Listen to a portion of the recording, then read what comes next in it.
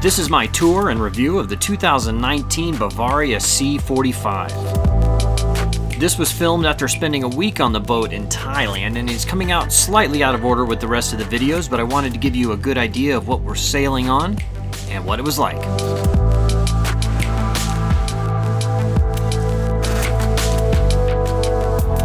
There were things I really liked about the boat and things I didn't like so much. Overall, I think the boat is a good value. I believe the MSRP on a base model is about $230,000 US, although I definitely want some more options on any boat I purchased.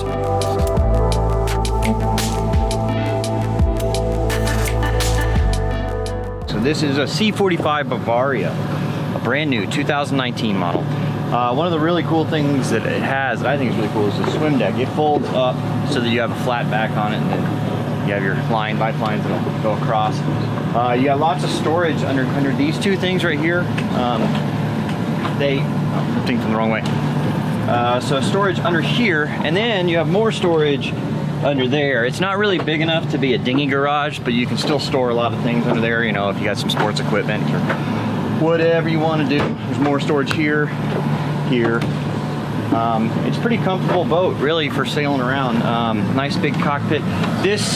Their system here, it's a bit good and bad. They have their electrical, so you have your walk-through helm stations here. We'll just kind of go over the cockpit, then I'll talk about the electrical systems. The electrical system's a bit, it needs some tweaking, possibly. So you have 2 winches on each side, your primaries and your secondaries for your spinnaker. It's cool because all the lines come aft. One of the things that's I don't like about it is all the lines have to be worked on right here. So if somebody's driving the boat, somebody needs to work on these lines, I got to move over to the other helm station or something. And it's the same way over here. It's good if you're single-handing, but if you're wanting to race or something like that, where you need 3 or 4 people, each person's working a different winch, it can get in the way. I mean, this is not really a race boat because it's set up like that. And then there's some other things up forward I'll show you. You do have this nice, big, open, comfortable cockpit. I really like it. Big bimini. I know it's their colors, but don't go with dark navy. It gets really hot. The sun just heats this up, and you can feel the heat just radiating off it. Go with a lighter color. A light blue or a tan or something would be what I would do. But really comfortable here. Good lighting in here. The sound system that comes with this Fusion sound system has worked really good. There's a controller up here. There's one downstairs as well. But the sound system is really cool. I do like how, normally your winches and all your lines would be up here, and that's where you work on them. I used to have a lot of space for storing stuff up here. It's kind of a mess. We've been on the boat all week, but you can understand how that goes. I'll kind of do the rest of the deck here, and then I'll go downstairs and show you the electrical system and everything. This nice flat deck here. A lot of boats, the older boats are rounded, which is cool, but it's just, it's a traction thing, right? If it's curved surface, anyway, it's kind of cool. It's got these flush mount hatches that are really cool. I hear they're prone to, like, you step on the corner, you can break the corner, but they are really cool and low profile, and you're not going to catch a line on them or stub a toe, which is really nice. It does have an interesting system here that I don't think I really like. It's okay. It's great for single-handing, and it's good for just kind of tooling around, but there is no traveler. And there is no real main sheet. You have these two, you have a port main sheet and a starboard main sheet, which, it's kind of somewhere in the middle of both a traveler and a main sheet, but it doesn't do either job perfectly. It's great because it's super easy. You just move one line and it's great. But if you're really wanting to race or something like that, you wouldn't want to do it because you can't really pull the main sheet down just vertically. It's got to come to the side a little. So, it's one of those things, it's a trade-off. It's a good boat. It's not a race boat, it's more of a cruising boat, and it's like an easy cruising boat. Because, let me show you the next thing up here that makes this thing just pretty easy to sail, is this self-tacking Genoa sheet, or jib sheet. Because you can't really have a Genoa, because if the if the clew is right there, it can't go past the mast, so it couldn't be a Genoa, it's a jib sheet. And so basically, if you're on this tack, and then you want to go the other way, you just turn the wheel and the sail will automatically go to the other side. It does limit you you know, because you can't adjust the Genoa track to go forward and aft depending on your point of sail. It's actually, you would adjust it up here, you know, if you're going forward or you're going with downwind or upwind. But it's one of those things you couldn't really do, you know, you'd have to basically furl the sail to be able to do it. You couldn't just, you know, adjust one side while you're on one tack and then adjust the other way. So it's trade-offs. It's really super easy to sail. If you're tacking this thing, all you do is turn the wheel. That's it. You don't pull any sheets. You just turn the wheel, tack, you're done. So it is really easy in that sense, but you know, it's a little limiting because you can't, it's not a race boat, right? Because you can't just make the fine tune it to make it that much faster, which is okay, it's what you want, you know? All the lines are covered and run back. It's pretty nice.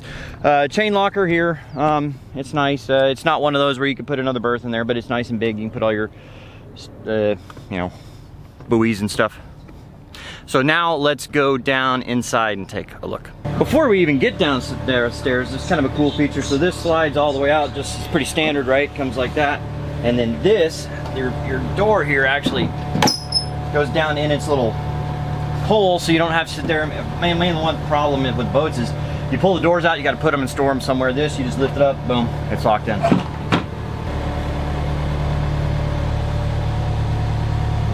So coming downstairs, you come first into the galley. Let me turn on some lights, kind of cool in here.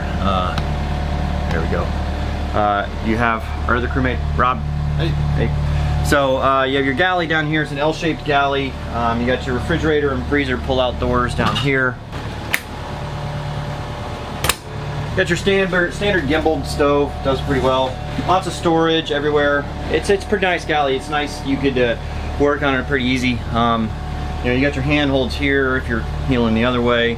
There's nothing behind you, but it's still okay to work on. I didn't have a problem down here clicking or anything. And this cabin stays surprisingly cool. With these hatches open there and everything, it's often cooler in here than it is up on the, up in the cockpit up there. But one thing I think is really cool here is this right here is a table, and it pops up. We just left it down the whole time, and so we could lounge here on this little thing, and it's great. I mean, you put a couple pillows here. If you had like a TV or something on that wall, this would be a great place to chill, even underway and all that. It's really cool. So this little ottoman here is movable. You have another little settee over here. So going forward, we have two cabins forward. You could, if this was an owner's version, have one big cabin here. I'll just kind of show you. It's got a head on each side, and each of the cabins is pretty much the same. Going into the bedrooms, let's see if Laura is dressed. She is not. Okay, how about covering a nipple? Oh, I think she's almost done. Okay, she's covered up totally. Now we can show you in there. Just show you this nice big cabin. What are you doing?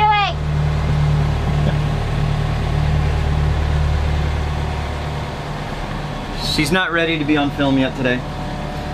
The other cabin is just like that. It's just full of our clothes right now. And then it's got this really nice bathroom, which I really like. Big bathroom. It's got a separate shower on one side and a toilet. It's really spread out. It's really nice. I like it a lot. All right, now this is your electrical system. One thing you might notice is there's not a big breaker panel. Well, your breakers are in here, but there's very few. You can control your pumps here and some lights and fans, and that's it.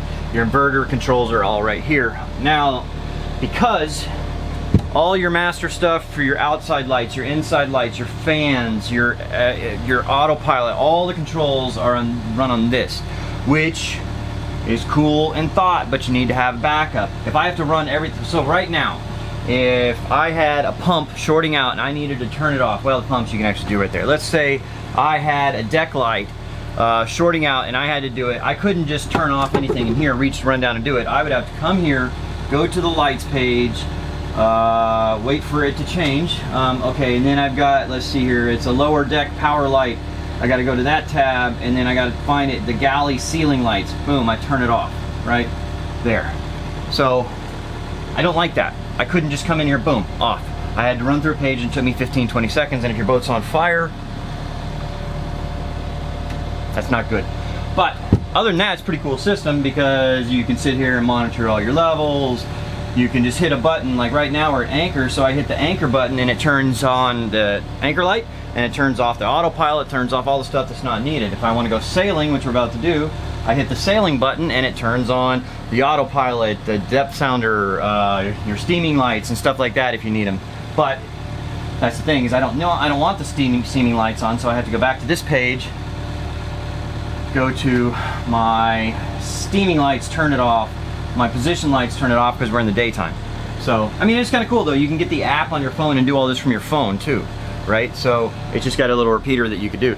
So it's good and bad, good intentions. You still need the manual backups in my opinion. But overall, I think there's a few little tweaks and things to improve on. This boat is really comfortable. I enjoyed sailing it, and I would definitely sail one again. Would have no problem taking one around the world sailing it. I really enjoyed it. Very comfortable boat.